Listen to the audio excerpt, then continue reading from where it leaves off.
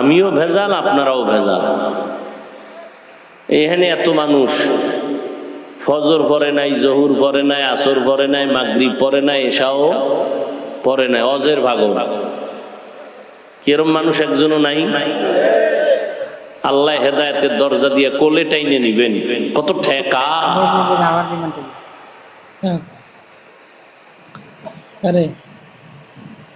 তো আমি যে আয়াত পড়েছি, আল্লাহ বলেন কোরআন কেন নাজিল করলাম? আমি শুধু এই কেন নাজিল করছেন কোরআন, এইর উপরে আমি অল্প টাইম কিছু কথা বললাম। বয়ান করা এটা বক্তার কোনো বাহাদুরিতে হয় না, শ্রোতাদের কলবের আকর্ষণ আর মোহব্বতে বের হয়। আপনারা চুম্বক, আপনাদের অন্তর যতটুকু কথা টানবে ততটুকু বের হবে। এই কথাটা মৃত্যু পর্যন্ত স্মরণ রাখবেন। যত বড় বক্তা হোক, বক্তার হেডমে আর এলোমে বয়ান হয় না। বয়ান ভালো মন্দ যাই হবে, শ্রোতাদের কলবের মোহব্বত আর আকর্ষণ।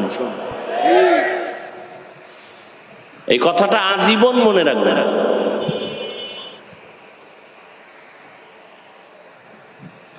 অনেক সময় বয়ান করি খুঁজাই পাই না কি করবি, আর অনেক সময় বয়ান করতে বই 3 ঘন্টা কখন গেল টেরি হইনি। সব আল্লাহর দেওয়া, আমার বাহাদুরি নেই, কোনো চালাকি নেই। আল্লাহ বলেন আমি কোরআন নাজিল কেন করলাম? এই আয়াতে আল্লাহ বলেন মুত্তাকি যারা, তাদের হেদায়েতের জন্য কোরআন দিলাম। কথাগুলো খেয়াল করবেন, উঠা বসা করলে আমি মোনাজাত দিয়ে দিই। মুত্তাকি কারা?